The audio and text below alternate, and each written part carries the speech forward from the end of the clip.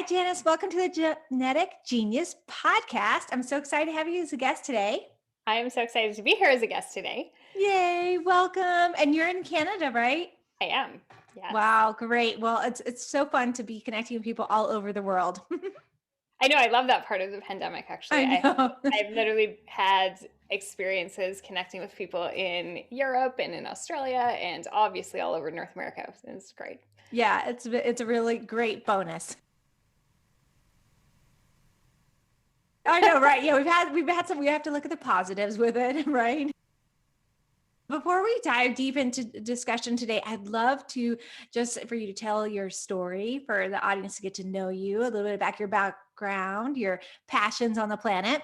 All right. I own a business called My Body Couture, and I help people feel better in their bodies. So I most commonly get clients who come in because their neck hurts, their back hurts, their shoulders hurt, their knee hurts, you name it.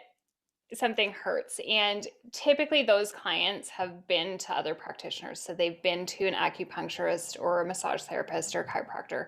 And I actually think those are all amazing disciplines. I refer clients back and forth to those Mm-hmm. practitioners. Mm-hmm. But the experience that my clients will commonly have is that they go to that practitioner, they get pain relief, then they step out into the world again. They start moving and functioning as they normally do, and that Mm-hmm. pain comes back. So Right. after multiple cycles of this, they're looking for that more permanent solution. Mm. I end up in my office. I say, welcome, this is what I do. And we get started working together on fitness-based modalities to help with that body sustainability. So when we need a practitioner to help us feel good in our body, and that's the only accessibility we have to feeling good in our body, we do not have sustainable bodies. We have Mm-hmm. bodies that need help constantly just to function with the service of another practitioner. Mm-hmm. So I'm looking to help people be able to sustain their own bodies so that they can go out into the world and do their own life passions, and they can spread their missions and spend time with the people and doing the things that they love doing, which you can't do if you have a low back that hurts all the time. Right. Put you out of commission, so to speak. Exactly. Yeah. Well, that's great. And how long have you been in practice? So I have been doing this for almost 15 years, and part of that time was part-time work. It was a side hustle before we really used that word. I had Right. another career, and this was really a passion project for me. I Mm. was super passionate about learning, educating myself, and then starting to work with clients while I had another job. And then 8.5 years ago-ish, I opened a bricks and mortar business. So then converted that to full-time. Nice. Oh, that's great. I can see your passion in what you do, and I love that. Okay, so Yes. yeah.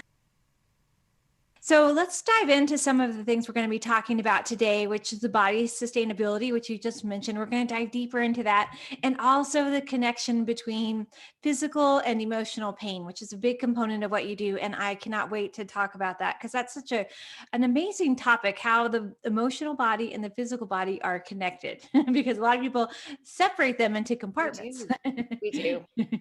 Yeah. Yeah. Yeah, So so I actually want to just give a little bit of a background as to why we're going to talk about that particular topic. sure. Yeah, So, go from for the it. moment that I started seeing clients, because I did have another job, I actually took that entrepreneurial route where I started seeing people in my apartment and Mm. in the condo building where I lived in the gym. Obviously, since then, I mean, that was 15 years ago, I have expanded my toolkit, expanded my techniques, but I always just work with people one on one. And that's really, really important to kind of frame this conversation because we have techniques in this planet, such as massage therapy, that are Mhm. one on one, but we have other techniques, and they do tend to be in that category that we do call fitness, that are Mhm. typically group pursuits. And we will Mhm. then sometimes hire a teacher to do one on one work with us, but it's often in a really public space. But from the moment I first started working with clients, it used to be in my apartment, then it moved to a commercial space. And in that commercial space, it's a couple hundred square feet, so it's super tiny. So when my clients come in, we shut the door behind us and we're literally alone in this bubble. And Nice. the work that I'm doing with people is to try to rid the body of pain. What I Mm. noticed is there's not a single client that I've ever worked with, and it does include me, where we do this decompression work in the body, where we lengthen the fascia, where we take the tension out of the body, where we start to build that deeper core strength and really get inside those layers and layers and layers of tissue, where we're not releasing emotional pain at the same time. So over the Right. years, I noticed, partly because of the space I'm in and partly because of the work I do, that it did create that safe container for clients to start sharing what just happened to be coming out of their Mm. body. And it's Mm-hmm. quite amazing. Last week, I had a client that I'd never met before. We were 10 minutes into the session, and he's sharing the story of his divorce and his ex-wife and the pain that this Mm-hmm. has caused him. Yeah. And I think that once we start unraveling the body, up come the issues that are in our life. And as you already mentioned, I think that we typically talk about that as a separate issue. So those Right. things we say, well, you should go to therapy for that. Mm-hmm. You should go see a mental health practitioner for that. But it's Mm-hmm. deeply embedded in the tissues of the body. Right. Yeah. Intergrained both together. Totally. And I love that you create this safe environment because that's so, we need that nurturing and safe environment. We're going to be able to go deep into release. Otherwise, we're not going to feel comfortable, like you said, in a classroom at the gym, Yeah. hey, this is what happened. Yeah, exactly. Right. That's Exactly. probably not going to be, some people, you might be able to express that in the gym, but yeah, I think creating that safe environment is so key. And then it sounds like you create a relationship with your clients as you're working together, which allows them to open up more too. Exactly. And Mm-hmm. just to be clear, I don't force clients to go there. So there's always there's always a place that people don't want to go. But as Right. far as those stories are coming out of the body, Yeah. I can hold them and I can listen and we can speak with compassion and we can kind Mm-hmm. of explore where that's going and then look for themes where the body is holding that pain and that tension and that rigidity Right. Mm-hmm. because we often think that our body pain is really mechanical and that it's Mm-hmm. caused by injury of some kind, which on some level it is. I mean, the work Right. that I'm doing actually does relate to your muscles and your bones and your joints and your fascia. Yeah. But a lot of my clients have gone to sports doctors and they've had MRIs and they've gone to physiotherapists and the medical world can't find anything that's quote unquote wrong with them. Right. You're fine. Just go along and live with the pain and move along. Right. Yeah. Exactly. Yeah. So sometimes it does take a deeper work to dive into what the root problem is, really Exactly. get in there. Okay, so that's great. That gives us a good background about how you're working with clients, which I love that. That creates like our story background. And so let's talk about, you mentioned earlier the sustainability aspect. And I'd like to kind of like dive deeper into that concept because I love that because I think sustainability is our key to prevention. It So is. what does that look like for you? And how do you explain that to your clients? Good question. So for me, that looks like a body that functions in the way that we want it to function. Mm, So when I start describing my work, a lot of people make an assumption that I'm working with people that are very sedentary. And some mm, of them are, mm-hmm. but some of them are very athletic and very fit and very competitively athletic. So Mm-hmm. on one end of the spectrum, I have worked with a client who hadn't gone to the gym. I love this for 43 years.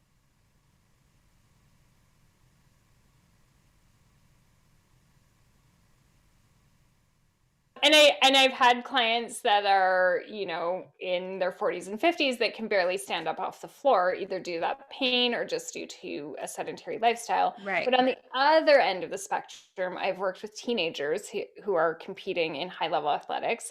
And I've worked with somebody who won 5 Olympic gold medals. Mm-hmm. So everywhere along that whole bit of the spectrum, the idea of sustainability does not mean that we're doing rehab. It means that we Mm. can get our body to do what we want our body to do. And that's within Yeah. reason. Yeah. I am not naturally flexible. I'm never going to be recruited by Cirque du Soleil. But, but within the realm that one of the first questions I have for clients is what activities are you doing? What do you want to do? And what is your passion in life? And Mm. we work towards that. So Right. I've had people tell me that they're doing CrossFit or that they're taking spinning classes or that they're competing in gymnastics. I've also had people tell me I want to be able to get off an airplane without my back hurting and feeling embarrassed in Mm, front of my colleagues. I want to yeah. be able to run after my grandkids. I want to garden. So, whatever it is that somebody wants to do, that's the level of sustainability that we're looking for. Right. And what it really means is that we can function. So, one of the things I noticed was that in our culture, we talk about aches and pains Mm-hmm. as part of the quote unquote natural aging process. So, Right. it's usually seen that around age 35 that we fall off some sort of aging cliff. Yeah, what is that? I don't agree with that at I all. know. I'm totally changing that to be like 105. 35 is, like 35 is not it, because no. I think that, the longer that I've worked with clients, and I'm over age 35 myself, that we get kind of 35 years of life, but our life expectancy is like 85. And so we're Right. really telling people that for 50 years we're going to have to deal with aches and pains. Yeah, And which that is not acceptable. no, I'm like, no, no. So that's part of sustainability, because Yeah. we can't live this active, vibrant, healthy life where we're really fulfilling our life's mission and passion if we are Mm-hmm. dealing with aches and pops and creaks and pains. Right. The other component to body sustainability is that in the fitness world, we divide that into three categories. We divide it into flexibility, strength, and cardio. Mm-hmm. But if our low back hurts or our shoulder hurts, we actually can't really even get to that level. So Right. I think it's really the missing component to the body language and the way that we speak about language, because just like when we go to school and we learn how to print Mm-hmm. before we actually start writing essays, we're Right. missing this body sustainability piece before we head to the gym and we start doing CrossFit. And the reason that a lot of people actually get injured when they make their New Year's resolutions and they start to do that Right. CrossFit class or that hot yoga class is because they actually don't have that sustainability piece. So it's like not knowing how to do your letters, but you've just been Yeah. asked to write an essay. Yeah, that's a good analogy. Like you can't decide like for your New Year's resolution, I'm going to run a marathon tomorrow. Like, of course, your body is not going to be able to sustain that pace. Yeah. No, exactly. And Yeah. actually, that's how I initially got into this, because I was a super, super ultra not athletic kid. I was the Mm. kid who was sitting in my high school phys ed teacher's office crying because my phys ed score was bringing my average down. Oh no. And I'm super bad at team sports. I'm super bad at kind of lobbing balls back over nets, things like that. So when I went to post-secondary school, I started to run and I got injured because my Mm. body actually couldn't take that stress. And Yeah. if I knew then what I know now, that would have taken me like a week and a half to recover from. But instead, it turned into actually a lifelong mission of what the heck, what is wrong with my body? How come Mm. other people aren't suffering from this? But it was actually because I didn't grow up with that lineage and my body literally couldn't handle the strain.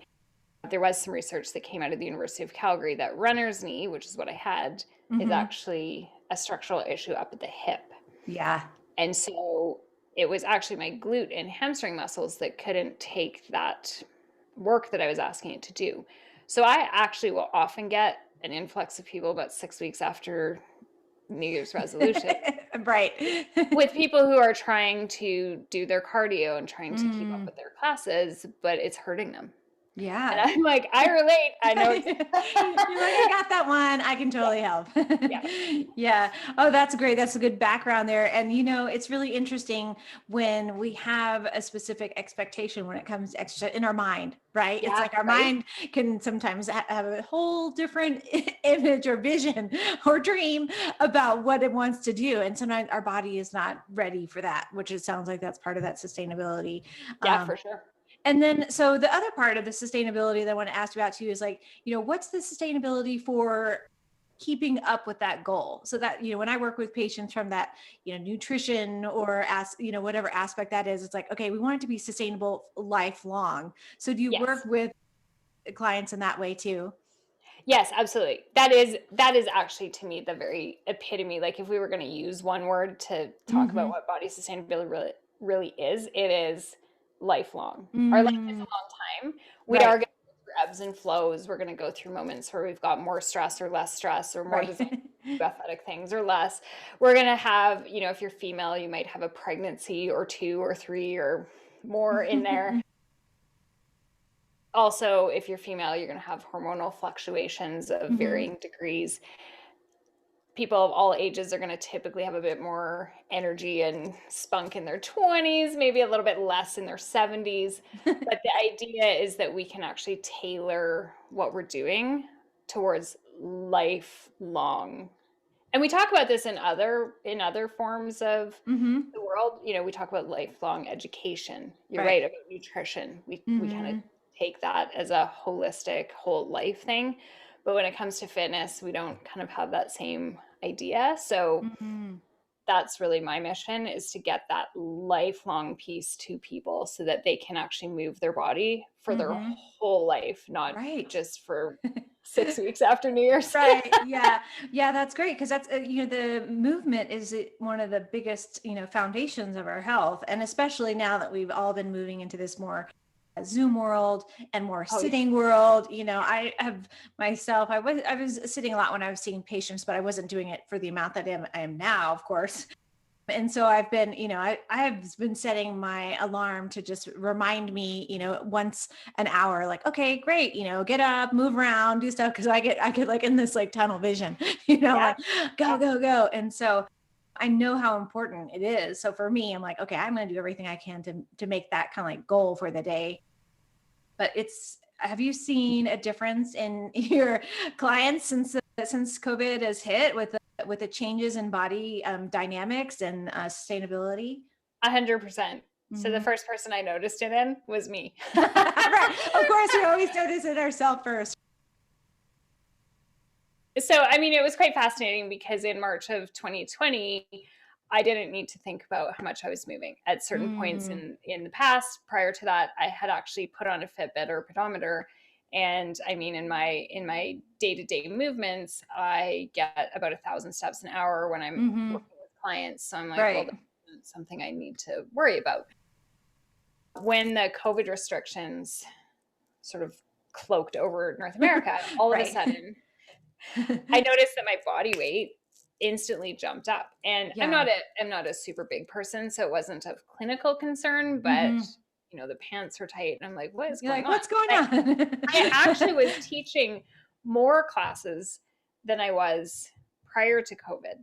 And I was demonstrating more. So in my head, I was actually exercising more, but I glanced at my phone data and I went from 16,000 steps to about 1,600. Wow, that's a huge difference. Huge. Yeah. And it really reinforced something that as an exercise practitioner and clinician that I knew, but it was different to know it versus to have it in my body. Yeah. And it really isn't about the exercise that we're doing. It's not about that 1 hour of Pilates or yoga or whatever it is that we're doing. It's about those daily movements and daily steps. So it went from me walking around my office 1,000 steps an hour, popping out to the post office, running over to the bank, going over to, grab a coffee, to sitting in your desk, getting up, going to the fridge, which is like steps, and to and from the bedroom. I mean, I live in a condo, so like there's nowhere to go. There's not that much square footage. On 16,000 steps of square footage. No, I would wear a hole in the lino. Right. Yeah.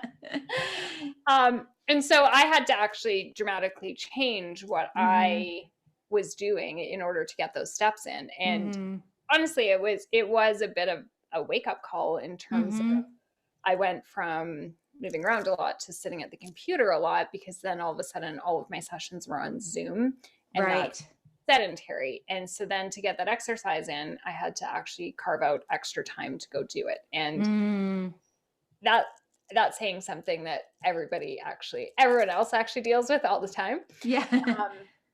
But just really having to figure that out and having to put that in my life really gave me a huge sense of appreciation for how it's actually about the accumulated steps we're taking. It's about those little movements. It's not about the advanced Pilates classes or the CrossFit classes. If we're not getting in that base of, the CDC recommends 10,000 steps as quote unquote not sedentary. If we're not getting that in, those fitness classes are going to actually have less efficacy. So we need to actually take those steps. We need to get off our butts. We need to move. Mm-hmm. So I noticed in my client base that my story was their story. Yeah. The work days tended to extend. There's research that shows that people started working longer. Right. And Longer hours because they're at home and they can be in front of the computer. and there's Yeah. nothing else to do. And there's kind Right. of nothing at the back end of the day to say, Mm-hmm. hey, I have dinner or I have to take the kids to soccer. Right. 'Cause it didn't exist. Yeah, the whole lifestyle change. And so what are your recommendations, or what did you kind of, it sounds like you developed some things for yourself, but I, of course, you're not the only one, as you said, like everyone listening and myself included, what are the key suggestions there about how we can increase that daily activity when we're working so much more at home?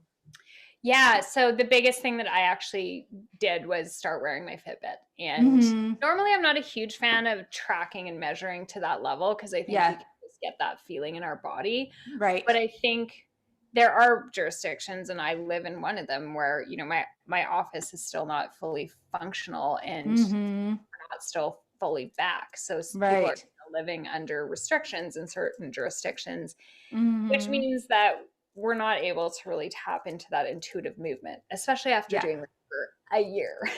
Right. Yeah, your body has come to a new plateau of difference. Exactly. So I'm a big proponent of cutting movement into little chunks. So I Mm, actually started I didn't really have a walking habit. I didn't consider myself a walker, but I'm like, well, we need to do this because I right. can't sit around my apartment Yeah. and I can't just walk to and from the kitchen. Right. So I started by just picking a spot in my neighborhood. Actually, it Hmm. happened to be a little free library, and I would just walk. I would teach a class in the morning. I would walk to the little free Hmm. library and then walk home. Yeah. And it took about 20 minutes. And then I would do another little round at night. And I actually was able to accumulate a decent amount of steps just by Hmm. doing little 20-minute bursts. And that's Right. what I would recommend. Yeah. It's kind of boring to go out and walk for an hour unless you're with a friend or unless you already have a habit doing it. But I'm a Right. huge proponent of little chunks. Hmm. I have done this with other exercise practices in my life or other body sustainability practices. I'm huge on I like 14 minutes because it's not even 15. And it could be 5. It could be going to the Right. end of the block and back. Yeah. And Just getting moving in some way. yeah. And I Hmm. think that most of us, especially if you were in an office and you aren't currently in an office, and some people aren't going back to offices like Right. ever. Yeah. It is very true. Yeah. So figuring out when we're in an office, we get up and we go to the kitchen. We get up and we go to the Hmm. coffee room. We Go get up chat and with we go your out. friend. Yeah. And so just kind of mirroring that. And that was my Mm, goal when I started because I thought, well, normally I would walk to my office or normally I would walk to the post office. So let's just kind of copy that. And I mhm. found it really seamless and easy. And then I started really noticing and being able to tune into those moments in the day when I would kind of feel that restlessness or feel like I Mhm. was getting frustrated and then be able to reset it. And just knowing that it didn't have to be for that hour. Because in our Right. brain, that's what culture tells us that it needs to be an hour. We go to the Right. gym for an hour. Has to be an hour. Yeah. You got to do this every day. Exactly. And it doesn't. And I think especially if we are Mhm. on Zoom meetings, we probably don't have an hour. Show me the person who has an hour in between Zoom meetings where we're doing. Right. Yeah. Yeah. That's great. I love that the spurt or, little quickie idea because it gets the blood moving, it gets the lymph moving, gets the circulation to the brain, allows you to be more focused, energetic, and then it increases metabolism too, which is, that's really key because 1 hour does increase your It does. metabolism. But if you can do it for different spurts throughout the day, then it increases your metabolism over time. Exactly. And if you have that hour, that's awesome. Right. And if that's how you prefer to do it. But I find a lot of people, including me, uh, procrastinate. So we think, oh, well, Right. I'm just going to do this quick project and then I'll Right. do And it. then I'll hours go. go by. At 1 o'clock, you're like, ooh, I just took a call. I'm going to just talk to this person. Yeah. I'll do my exercise at 5, and then at 5 o'clock you're hungry or whatever, and then Right. the next day rolls around. So Yeah. if you can actually just give yourself permission to do it for 14 minutes, 20 minutes, whatever it is, that will Hmm. help you because you can always add blocks, you can always multiply, but Yeah. at least you've done something. Right. Yeah. One thing I did that has really been helpful for me in my kind of like scheduling calendar, I put it in my morning like routine. So I have like, my morning routine every day, and I have my checklist. So I'm going to feed the cats. I'm going to make my juice. I'm going to take my supplements. And then I put it throughout the day. Like, okay, I'm going to like have my little increments here. And that way for me, it's like, this is not for everybody, but if I don't get my tasks like completed, I'm like, oh man, Yeah, so it I work helps the same me, way. To stay motivated. Yeah, I So work the it's same like way. a little carrot, like out dangling. Yeah. Yeah, and I think we often think of exercise and body sustainability as optional because actually we Right. don't die if we don't do it today. Right. And it's not quite like eating or drinking where, you're going to get thirsty and your throat's going to Right. Dehydrated. have that actual feedback from your body. So Right. we actually can get away with not doing it. And I Right. think it's because historically we wouldn't have ever needed a body mechanism to drive us to do it because we had no choice. We used to spend like 75 or 85% of our caloric input just gathering food.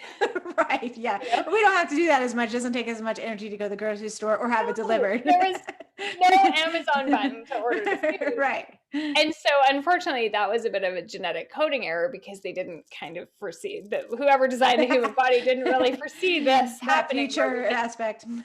Yeah. where we could just sit at our computer and literally never move. And so it's not the same thing as most of our other genetic functions where Right.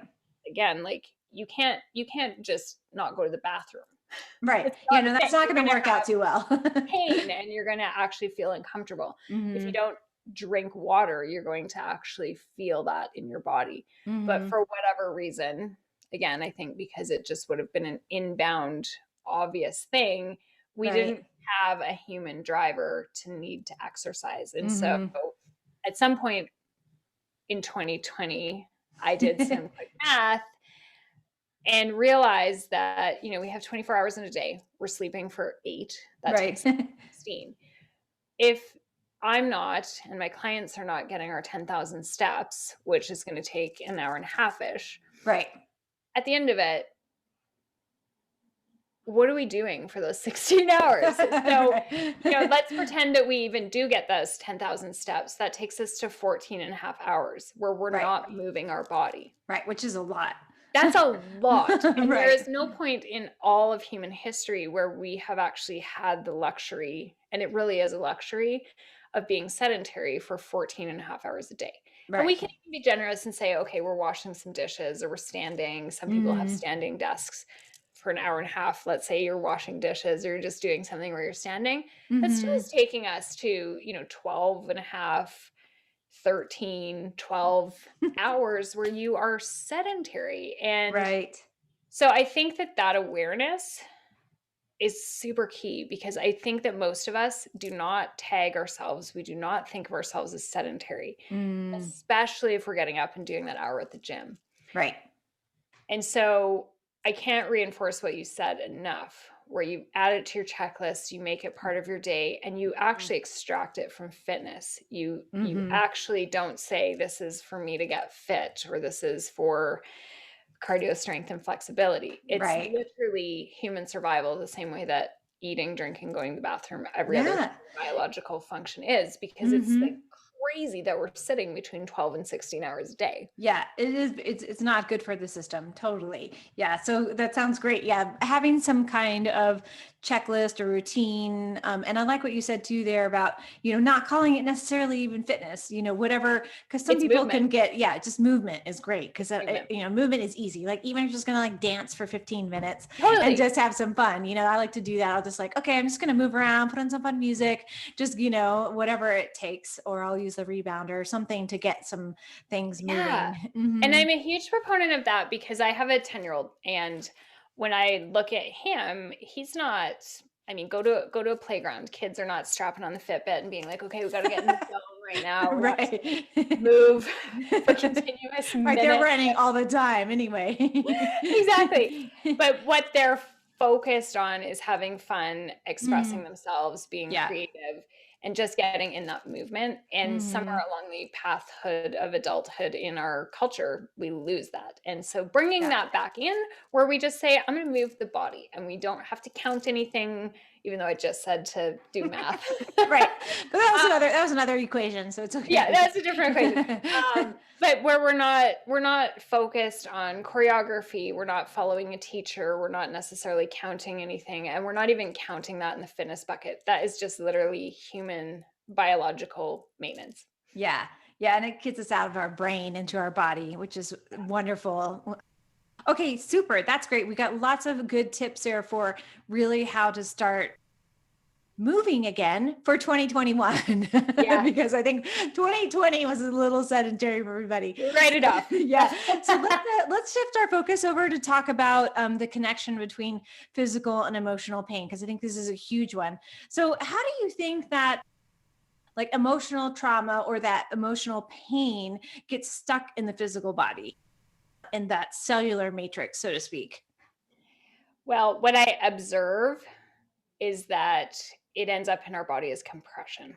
Mm. So I feel like what happens is that we have a culture, again, that kind of focuses on being positive, being neutral, and being professional. So when we go into the office in the morning, or when we're on a Zoom call with coworkers, we are supposed to erase whatever else has happened in our environment, in our life, in our finances, with our vehicles or our homes, with our spiritual life, with our children, with our spouses, whether we have one or don't have one, and we're looking for one. We proverbially gather and say, how are you? Oh, I'm good. How are you? Oh, everything's great. And then we begin to be productive. And that is the foundation upon which our polite society is born. It is not something that we would commonly hear uttered in those exchanges. Right. That, oh, I had a terrible fight with my husband 10 minutes ago, or Yeah. I really am frustrated with my child. I can feel burning in my chest. And so what happens is we have a certain amount of emotional processing capacity, and then we switch. We switch into task doing, we switch into productivity, we switch into, in order to be accepted in this environment, I must mask it, shove it in. Yeah. And so our body's stress response doesn't even know what's happening. Right. Like, wait, I was supposed to respond to that, but then I suppressed it down. So now how do I respond? Correct. Yeah. And so then even when that stressor goes away, we haven't necessarily actually processed the stress from our biological levels. So our body is often still kind of, it hasn't really finished that stress cycle. And where I see it is in compressed tissues. So we'll get tight fascia. We will literally see bones squishing together. And I often see that kind of, it's like body armor, where our joints are just pulling in and just gripping on for dear life. And so when we start to open those tissues, out comes that unprocessed emotion. And it's not something that people are consciously bringing out. Right. They didn't say, okay, I'm going to take off all my armor today and let everything out. No. Correct. And I don't think that people are often aware that that's even in there. Right. Yeah. It's like out of it, completely not even in the thought process. Correct. And so it's fascinating to most people that they start to share these stories with me, who's often a complete stranger, because they don't know where it came from. Right. But where it came from is literally that compression of the tissue has now opened up. It's freed space in the body. It's removed that pain, which then the body has new space to be able to feel and process and actually work with what's in there. And it's often an hour in people's lives where they don't feel like they have to have those masks on. They don't have to feel like they're putting on that professional face. They're free to talk about this stuff. They're free to also talk about the weather or COVID or whatever they want to. Right. But usually as we move deeper into those tissue releases, more of this comes out. And one of my certifications actually utilizes the Buddhist wheel of life. Mm. which is, I've seen 8 segments, I've seen 12 segments, but Mm-hmm. essentially it's a circle that's Mm-hmm. divided like a pizza. Each each segment is labeled, and again, I've seen a bunch of different labels. You can Google Yeah. it, but we've got things like career, we've got Mm. primary relationships, which is going to be with another adult that you live with. Mm-hmm. We've got relationships, which includes children and friends, etc. Right. We've got money, creativity, spirituality, etc. And Mm-hmm. essentially, this has never failed, even once. Somebody comes in with pain, something on that wheel of life Mm. has a little bit of a dip. So basically, what we do with the wheel of life, and I don't do this formally anymore, although I used to, we Mm-hmm. can take that piece of paper, we can take that circle and literally mark on the circle it, towards the outside, you're doing well, towards the inside, Right. you're Yeah. SOS. Right. Yeah. Help. Yes. Yeah. And so the structure of that says that, Mm-hmm. we can eat all the broccoli and be doing all the exercise we want. But if we're going through a divorce, it's unlikely that we're going to be happy, healthy, thriving. If we Mm-hmm. hate our husbands, if we want to sell our business, if we have unprocessed pain from Right. childhood relating to our mother or something, it's going to be really hard to actually feel like that wheel of life is sitting on the outside of the spokes. Yeah, totally. I've done some an exercise similar to that where I was like evaluating my own life, and then the wheel is open. It has the names of the categories, and then you're kind of like grading yourself Oh, like cool. on where you are, like, okay, spirituality in the inside of the pie, or I'm in the outside of the pie. So that was kind of, and then you can kind of see like what areas that you need to work on. So it's like looking at it in a different way, which is kind of fun.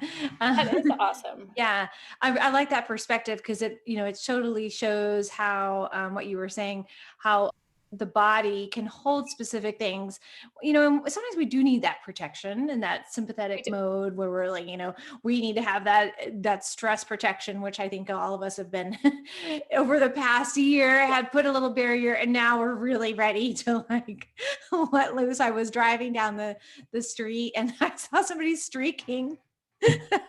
And so I was like, okay, people are really like ready to like, like open up and Just get it start, out there. yeah. Like, okay, I'm Yeah. tired of being stuck in my house. But I think, people, that's the same thing with the armor.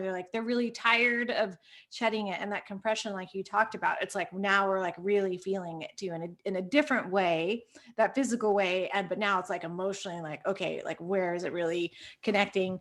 And excuse me, what do you think about is when you have an injury? So you talked a little bit about your own personal injury and working with clients in that way. And do you think that it's more challenging to release that emotional pain when it's connected to an injury, as opposed to just like, I don't know, you like wake up in the morning and your back hurts, Yeah. you know? I mean, it depends a little bit on where you're coming from. So Hmm. I think that one of the tools that I actually use for holding emotions is compassionate inquiry, which is Mm. Gabor Mate's technique. And Hmm. I'm in a certification program for that at the moment.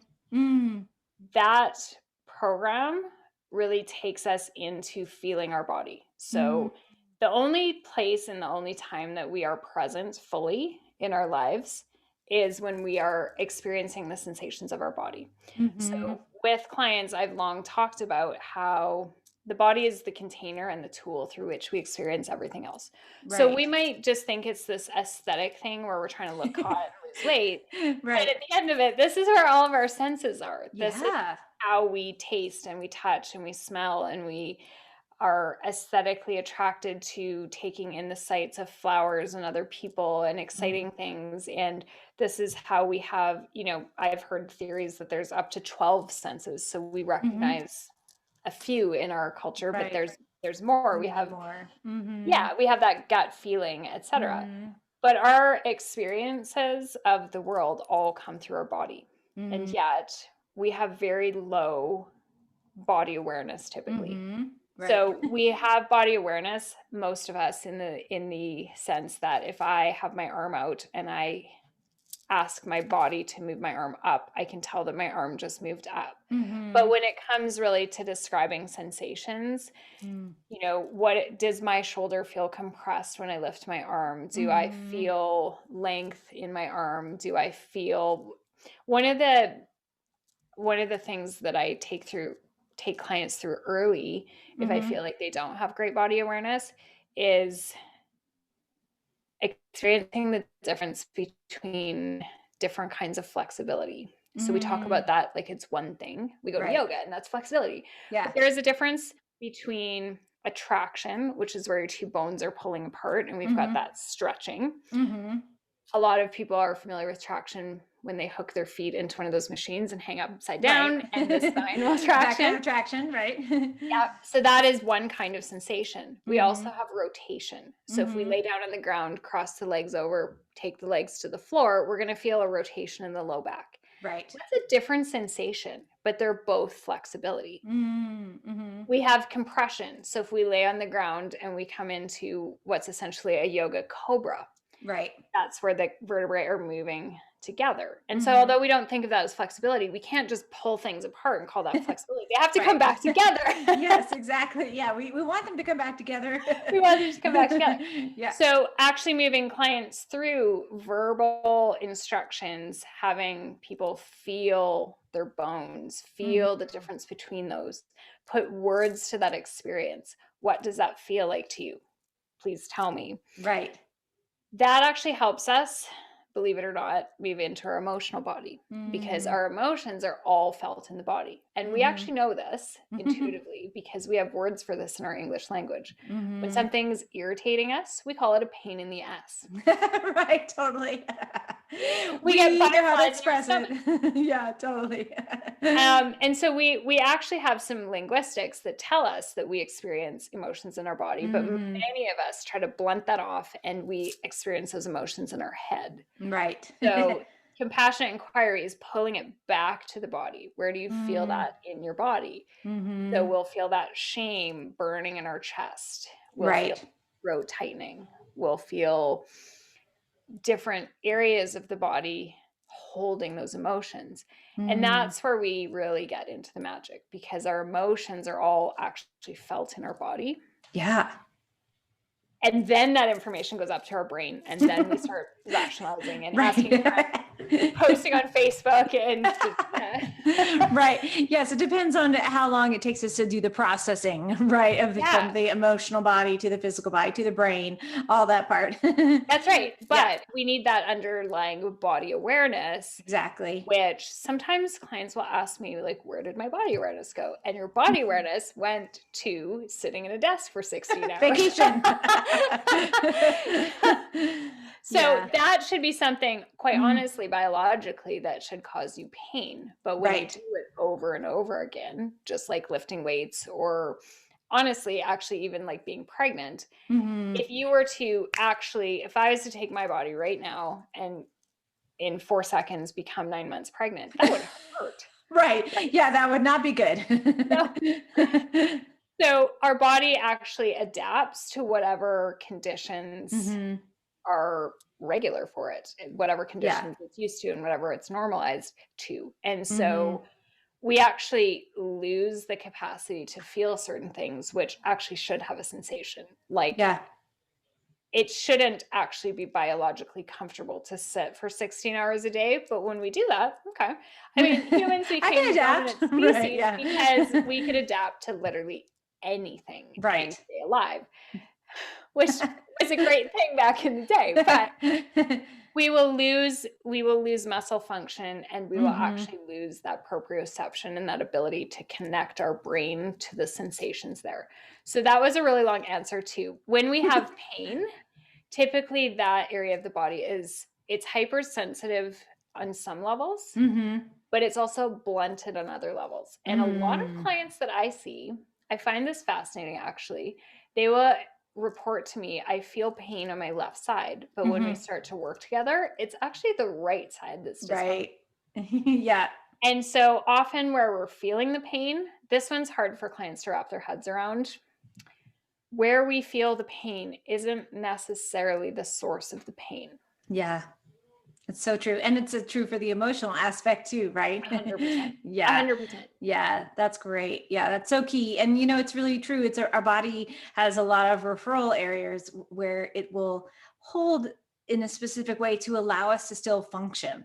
That's right. It's like, okay, I know that you have to do X, Y, Z, and I've been sending you the message for a long time that you need to switch something. But now that you're not going to listen to me, I'm going to have a pain in a different area so that you can still function. Yeah, our body is super capable of adapting, and you're Right. absolutely right. It often will send us messages that we actually disregard. And part of the reason Mhm. we disregard it is because we have a Zoom meeting, because we have to take the kids somewhere, Right. because. And Mhm. so it's our brain that will override those signals and that information, that data from our body. And Totally. I think that people often, this includes me, so it's not just an other people problem, but we will kind of overlook those minor issues and wait until they become major issues. Oh, yeah, that's true. Very, very true. Especially for men, as I see as patients, I would see that that's much more common. Considering my practice is, 85% more women than men. They usually, but in general, most people will wait.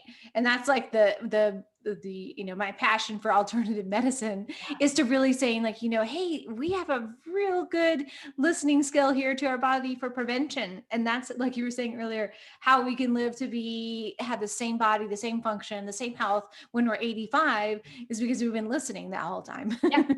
Yeah, and I think it actually, I've noticed that people are almost terrified to get body awareness because they feel like they're going to become oversensitive and they're going to actually respond to everything, and they're going to start weeping, Right. crying, and just kind Yeah, of like being on the subway, and you can relate to everybody around you. You're like, yeah, oh my gosh, okay, that's too much. too much. TMI. It's never happened, not ever. But what does happen is we actually are able to really get attuned to what we need to when we Right. need to take action. So Yeah. I always give a lot of car analogies. When Hmm. we buy a car, we know we're going to have to do maintenance. So we know we're going to have to put gas in the car. We know we're going to have to put oil in the car. We know we're going to Hmm. have to wash and vacuum the car. Nobody ever told us that with our body. Not yet. So but Now we we're also moving into know that. exactly. We also know with cars that we want to maintain that car. We want to treat that little tiny rust spot before the whole door is rusted. We Right. all know that. Yeah. And yet when it comes to our bodies, I think it's I'm going to blame our 20s. When we're in our 20s, everything kind of spontaneously heals. Right. You're like, poof. Oh, I had a late night. I bounce right back to go to school. Exactly. And it's kind of like having a self-driving car for a bit, but we don't get to have it is exactly like a car where the older that Mhm. car gets, the more maintenance it needs. And Right. I'm not saying that it amps up into this like full-time project, but when you look at a vintage car, that needs care, that needs Hmm. attention, that needs a certain level of detailing that you wouldn't have to put into a brand spanking new car. Right. And we don't love that, but that's the way it is. And Hmm. when it comes to that car, I don't know anything about cars. I don't know how to maintain that. But I can tell you this, if there's a clunk or a bump or a persistent noise, we address that. We don't Right. just be like, "Oh, I'm gonna drive that for another 100,000 K," and Right. just hope It'll take that care of like itself, which is what hope we it say just about our fixes body. itself. It'll fix itself. So what we wanna get to is having enough body awareness that we can Mm, hear those little bumps and clunks and right. know and have that discernment of, "Oh, I just need to do a spinal rotation," versus, "I need to see a doctor, I need to see a practitioner." That Hmm. awareness is super key because if we can also go into that practitioner and say the name of the muscle, the name of the joint, be really Right. specific. I've had clients that come in and they're like, it hurts here.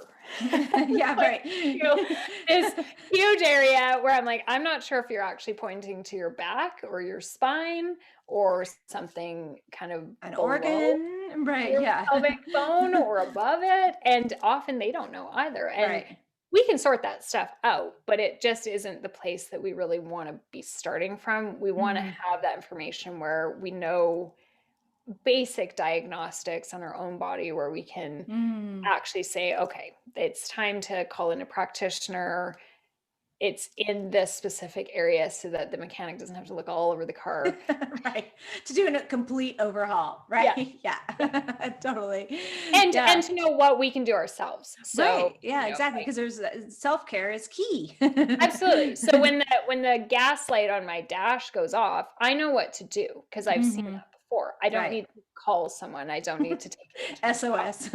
Right. Yeah. So we have people on both ends of that extreme Mhm. where they think that every body pain needs to be treated by a massage therapist and don't realize that they can do something about themselves. And then we've got people who are like driving the rust bucket that has fallen off the cliff and is under the water. The sharks are trying to eat the person inside the car, and because they've just overlooked and overlooked and overlooked and Right. overlooked. So we ideally want to be in that position where we take responsibility. We know there's certain weekly things we have to do. We know there's certain monthly things we have to do. We know that there are certain maintenance things that might be going to a massage therapist, that might be coming to see you, where we actually keep the car. And we're going to now talk about like that vintage car that needs that same care and attention. And so how do we get that? Who do we go to? What part do we do ourselves? What do we enjoy doing? What are we capable of doing? And where do we call in those experts? And that's Yeah. what that body awareness will give you. Yeah. Oh, I love that. That great analogy. It's super easy to understand and so key and so important because it's, that's all about maintaining our body.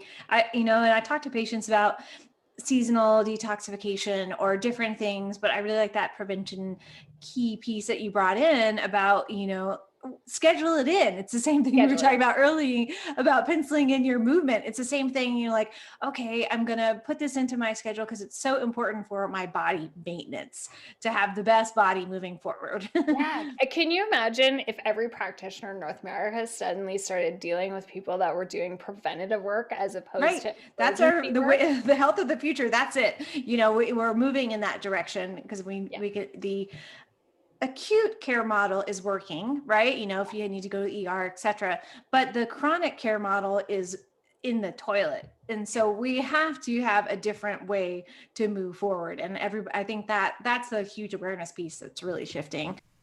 How are you seeing patients now during the virtual reality? Are you still being able to see, like, what does that look like? What's your scenario there?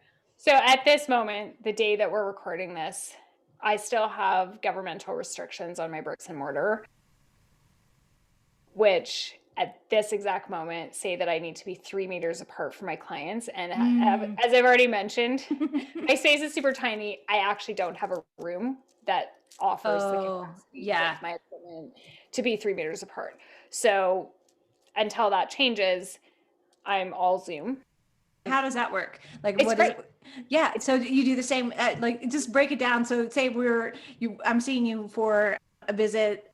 Are you walking me through specific exercises or, how does that work in that virtual world? Yeah. So it actually works exactly the same as it would if you were in my bricks and mortar. Basically, you Awesome. walk in the door, I take a peek at your body, and then we start doing movement. So number one is we do what I call a couple of movement tests. And the foundation for my movement tests are actually little broken down pieces of walking, sitting, and standing. Because as far as I'm concerned, unless you're actually preparing for, again, a really specific high level Olympic athletic sport or some other high level athletic competition, the thing that we should be doing the most every day is walking, sitting, and standing.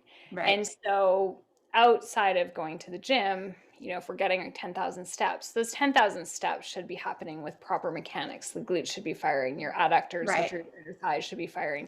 We shouldn't be super crazy quad dominant or propelling the leg forward just from the IT band. Yeah. So those are things that create pain in people's bodies. So I basically just ask people to do a couple of simple movements, and I'm looking for kind of patterns that I can see. And they're obvious things where like the pelvis is tipping, or maybe the femur, which is the leg bone, isn't moving in the joint. Things that are sticky. And we're dialoguing the whole time. So I'm not doing body scans. I'm not kind of taking a notepad and secretly writing things. I'm actually asking the client what their experience is, and then observing what I'm noticing as patterns, and then asking you if you feel that. And most of the time, we'll get quite a mirroring similarity of effect. Right. So that sounds great. that your glutes maybe aren't working when you're walking. Right. I'm noticing that too now that you pointed out. Yeah, like, oh yeah, okay, yeah, I can see that. Yeah, that's great. Yeah, and it probably gives you a different, what I've noticed is just a different awareness, a different, I'm just observing in a different way because my lens Yeah. is different now, Yeah, exactly. And so I think that that's one thing too that clients really do take away from the work is often we're not aware of things that are never pointed out to us. So the same way that your shirt is blue and mine is brown, you might actually have some awareness that they're different, but actually putting language to it heightens our awareness. So I will often get the client to actually use their words to tell me what their experience is and then mirror it back to them so that they can start to create that vocabulary, which we were never actually given and no one ever told us. So what does it feel like to actually use your glute? What does it feel like when you walk? What does that feel like? So from there, we actually start to immediately look at what isn't functioning. Where are those tightnesses and compressions? So the first piece of my work is always removing tightness and compression where we're stuck. Yeah. Because we're not going to actually build great free-flowing, pain-free bodies if you're stuck. Right. Those two don't pair well together, right? Like wine and cheese. No. And then the analogy that I always use for that, if I was to make a fist and then just hold it here all day, I don't need to grip that hard. As I'm holding this right now on the video, I don't feel anything.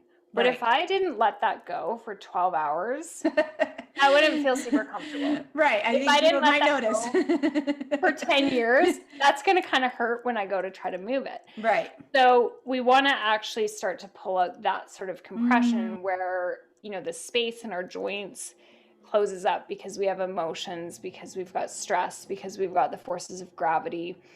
So then we get into the tools, which I send home with people as exercises. So I'm using a combination of yin yoga, critical alignment therapy, yamana body rolling. These are all techniques meant to decompress the body, elongate the tissues, and get the forces of gravity moving through the body. Right. And so I will move straight from kind of, let's have you do a movement like a squat or a lunge or something to, okay, let's try to improve that movement. And if we make progress with whichever exercise we're doing, I write that down and I send them home to repeat it over the course of a week. I have about 90% of clients will actually do it because then before they go home, they do the same exercises that we did in the beginning. Right. They notice typically, it's like 99% of people, oh, that movement feels easier. Oh, I'm walking differently. Oh, I feel so much taller. Oh, I feel lighter. I feel free. I feel free. And then they go home and they repeat that body of exercises. Yeah. And from there, there's kind of different pathways. Some depending clients on the person stop with, okay, I just have my exercises to kind of keep everything running. Other clients will move into more Pilates and strength-based piece where they actually build that core strength. They build those little muscles around the joint. And then from there, some clients want to do that more athletic training. Some clients want to stay where they are. So that's where we really start to diverge. But the very first base module is always, let's look at how you walk. Let's look at how you sit. Let's look at how you stand up. And then let's see if we can actually get those movements, which you're supposed to be doing all day, into a place where you're functioning the way that nature kind of intended you to before we found a desk and a computer. Right.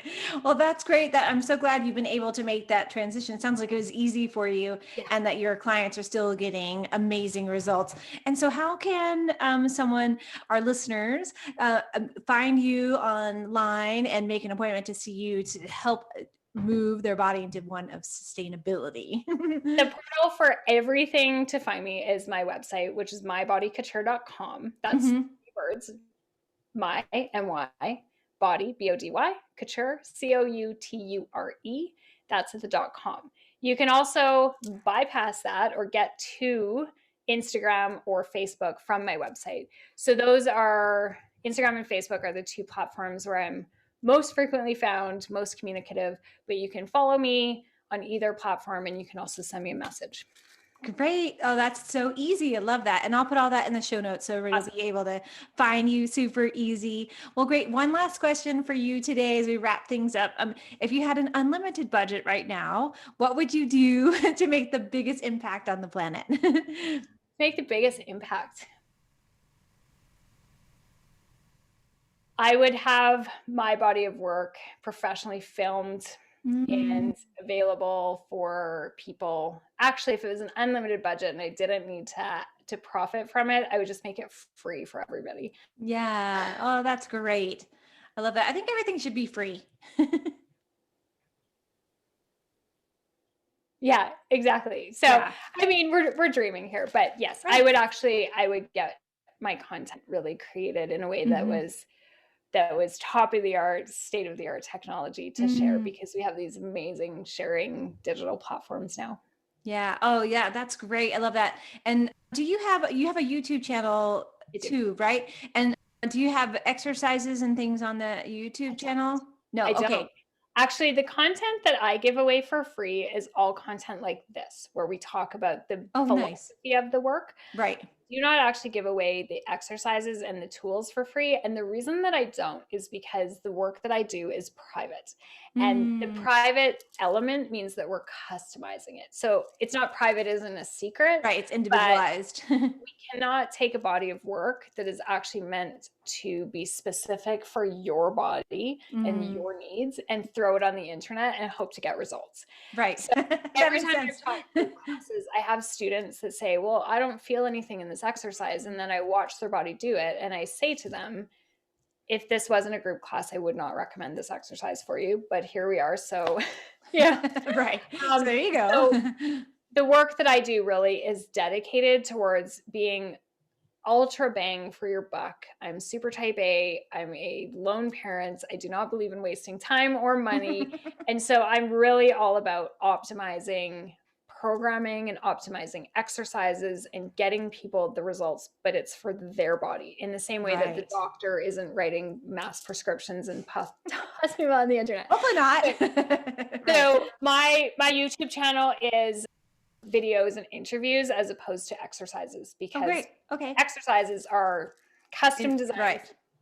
No, I love that. That's great. Well, thank you, Janis. It's been so fun to have you on the show today. We had a great conversation. I learned a ton.